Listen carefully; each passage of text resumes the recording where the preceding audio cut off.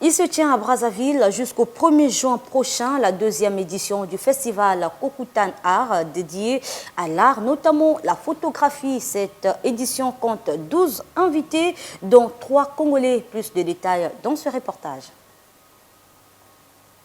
Du 27 au 1er juin 2022, Brazzaville vibrera au rythme du festival Kokutan Art, un festival dédié à l'art.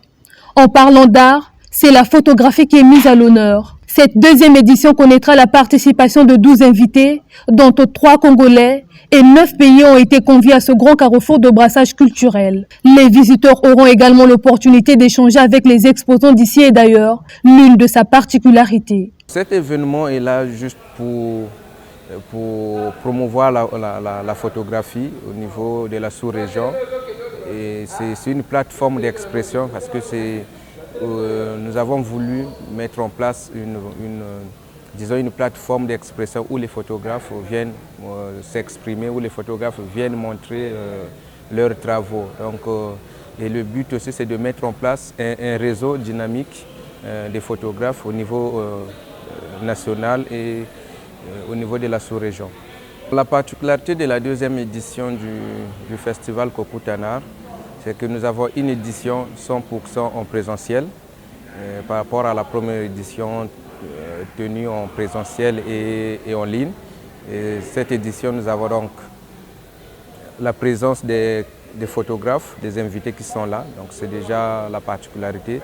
Et nous avons également reçu comme invité spécial Chris Pankouk, le photographe belge qui est venu à Brazzaville. De la France au Rwanda, en passant par le Congo, la Belgique, le Mali, le Cameroun et bien d'autres pays encore, les artistes n'ont pas hésité de faire valoir leur savoir-faire sous des thèmes proprement symboliques, exprimant la réalité des uns et des autres. C'est un festival de photographie d'auteur. Et ça, je trouve que c'est assez intéressant de mettre cette notion d'auteur en avant, parce qu'en photographie, souvent on oublie un peu cette notion d'auteur.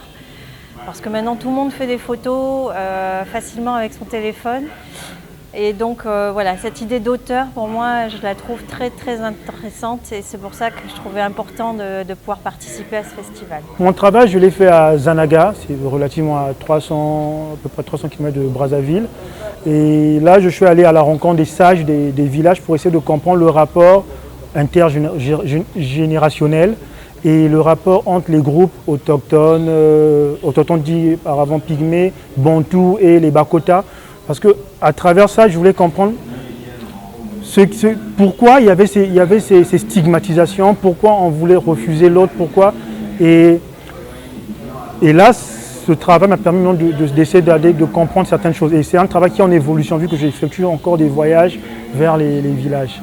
Ces photos qui sont exposées à ce festival, c'est suite à un appel à la candidature que ces photos sont exposées ici. Donc c'est une série documentaire qui s'intitule Les oubliés du confinement, qui a été documentée pendant le grand Covid en France, parce que j'étais parti en résidence au sud de la France, où je devais réaliser des travaux de création.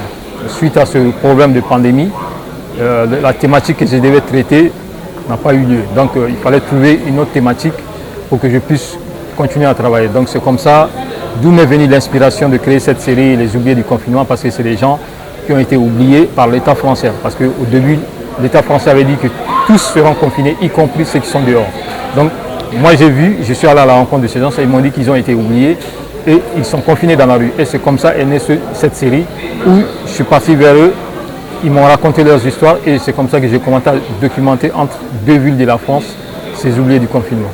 Mais pour moi, l'important c'est, parce que quand tu participes à un festival, c'est toujours bien pour un photographe parce que ça fait découvrir les travaux que tu fais. Par exemple, c'est la première fois que j'expose ça ici au Congo. Parce que les gens ont entendu parler, je l'ai exposé un peu partout dans le monde, mais au Congo c'est la première fois. Donc c'est important pour moi que ici aussi je montre ces travaux pour que les gens sachent. Moi je m'intéresse beaucoup plus sur ce portrait. Celui-là, bon, ça c'est une photo, l'artiste il s'appelle Liolo. Et dans son quartier, il se balade parfois dans un costume où c'est comme des bidons qu'on peut utiliser pour emmener de l'eau. En fait, ils réclament de l'eau potable. Il y a un grand manque d'eau potable à Kinshasa, dans les quartiers, ce qui veut dire qu'il y a, en termes de hygiène et de qualité de vie, ça pose quand même des problèmes. Donc ils réclament de l'eau potable dans son quartier et dans d'autres quartiers de Kinshasa. Pourquoi c'est une sorte de manifestation solo, il est seul, il se balade comme ça pour dénoncer ce problème d'eau. Cette rencontre internationale de la photographie d'auteur avec pour thème l'Afrique qui vient a bel et bien séduite plus d'un visiteur. J'ai aujourd'hui assisté à ce qui s'est passé aujourd'hui pour ce grand festival qui a lieu déjà pour une deuxième fois, et c'est un grand plaisir de savoir que le Congo est en train d'apporter une liberté dans l'art, souvent prisonnier, et aujourd'hui on voit les étrangers qui viennent de partout, de la Belgique, de la France, du Cameroun, juste pour assister sur ça. En tout cas, c'est un très grand plaisir et on espère que le Congo va continuer à avancer sur ce domaine. Il y a quand même des images qui m'ont beaucoup intéressée et qui me parlent directement. Par exemple, ça captive en fait mon attention, et puis je crois que ça raconte beaucoup plus de choses.